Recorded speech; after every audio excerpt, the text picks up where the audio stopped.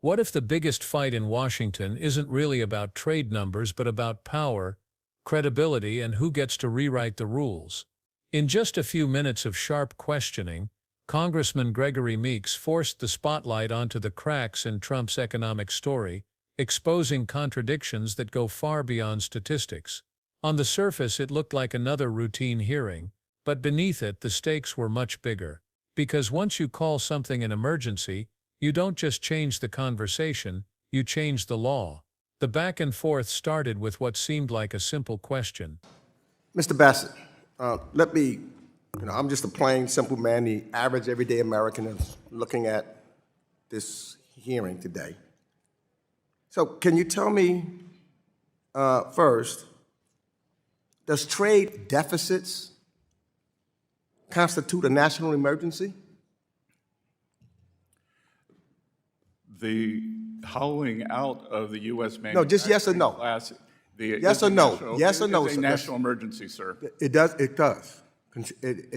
You're telling me trade deficits equals a national or creates? Persistent and prolonged. Okay. Yes, sir. And do you know also, sir, that for the last 4 decades, we've had trade deficits in the United States of America, and nobody said it was an emergency?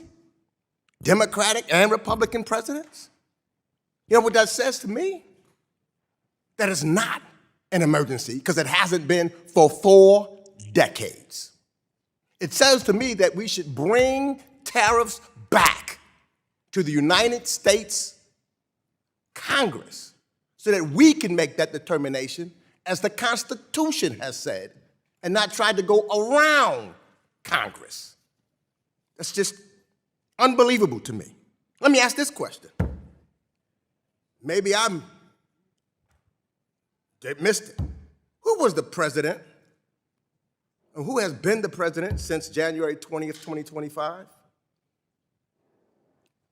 Donald J. Trump. Okay. And who was the president in 2024? One believes President Biden. One believes? You one of those non-believers that the American people didn't vote? I am not. You're not? You said one believes? Do you believe in the Constitution of the United States and it should be abided by? I believe in the Constitution of the United States. So you believe in it without any second thought. You don't have to think about it. You believe in it and you would abide by it. Is that correct? I have and I do, sir. Okay. Well, do you know that a president has said he may or may not? He don't know? Let me ask this question. I couldn't believe my ears. Sunday, during NBC's Meet the Press, President Trump credited himself for the strong economy in 2024 when Joe Biden was president, but then he blamed President Biden for a weak economy in 2025 when he was president. Now, I'm not so sure how the American people puts that together. In 2024, strong economy, he tries to take the credit. In 2025, when he's the president, he blames Joe Biden. That doesn't make sense to me. I don't think it makes sense to most Americans. And I hope, Mr. Secretary, you're a businessman, it doesn't make sense to you either. It can't possibly make sense to you. Let me ask this question. If a government, say, look, Argentina, I remember when I came here, and Argentina kept failing to pay its debt. Not once or twice or 3 times. And we were all upset about it, and we said that they needed somebody needed to take over their government. You know, somebody should help the president of Argentina. If the United States or didn't pay his debt or something like that, we'd be very upset about that if we couldn't pay our debt. I mean, that's one of our focuses. Is that not correct? Sir, the United States will always meet its debt obligations. Always. Well, let me ask you this. Donald Trump, the deal maker, and you didn't answer Ms. Velasquez's questions, no deals, although he said 3 weeks ago that there would be deals.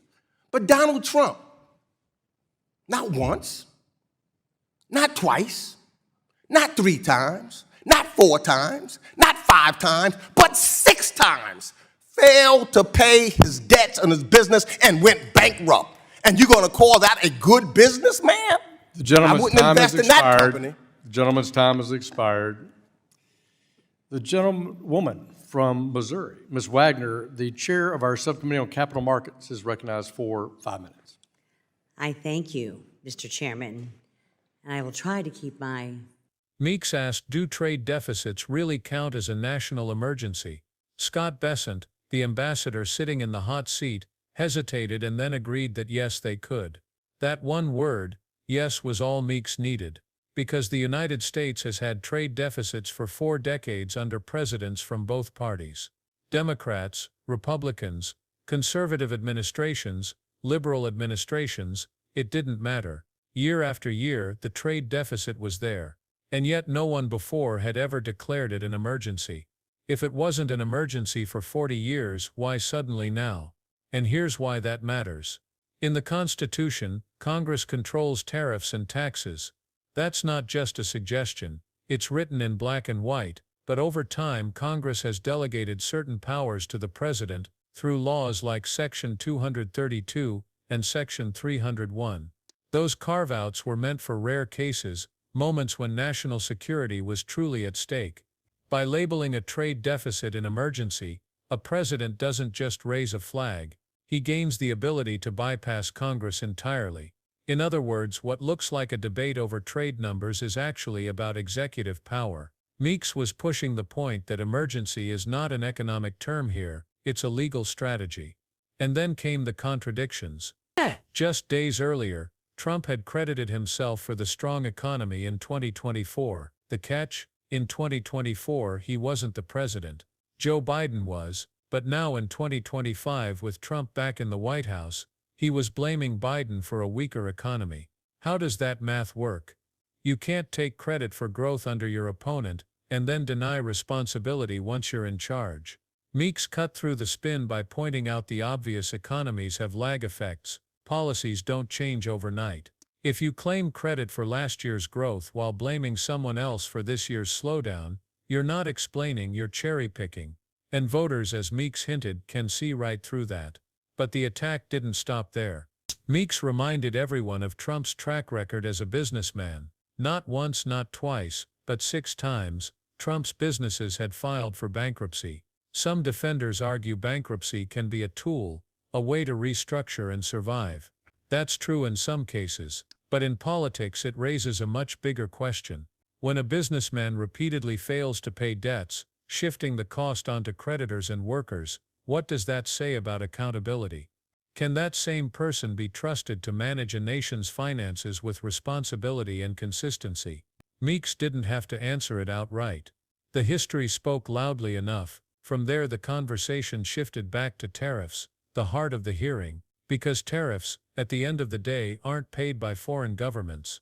They're collected at the border, paid by importers and passed down the chain. When a company imports car seats or strollers, those higher costs don't just disappear, they flow downstream. Manufacturers raise their prices, or they cut their profit margins. Sometimes they delay expansion plans, sometimes they lay off workers. Every step adds friction, and in the end the household buying that car seat or stroller is the one footing the bill. And it doesn't stop with consumer goods. Tariffs on intermediate goods, like semiconductors, steel, or industrial components, have ripple effects across entire industries. A factory that relies on imported parts now faces higher input costs. That factory either charges more for its products, delays hiring, or moves investment elsewhere. Economists warned that broad, sudden tariffs would almost certainly drive up inflation and hurt job growth in the short run. And if the long-term goal is reshoring or rebuilding capacity at home, there are smarter,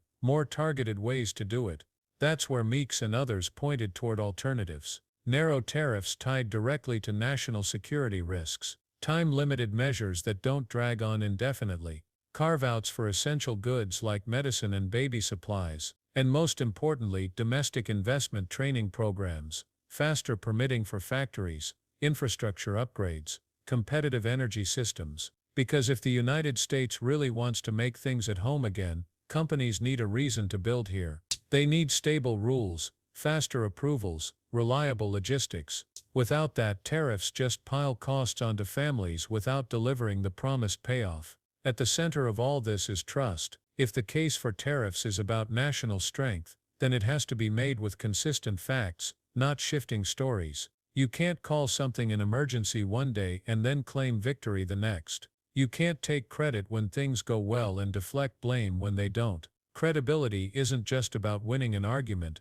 it's a currency in the economy itself. Businesses, workers, and families all plan based on expectations. If the rules keep changing overnight, uncertainty becomes its own tax on growth. Companies hold back, families hesitate.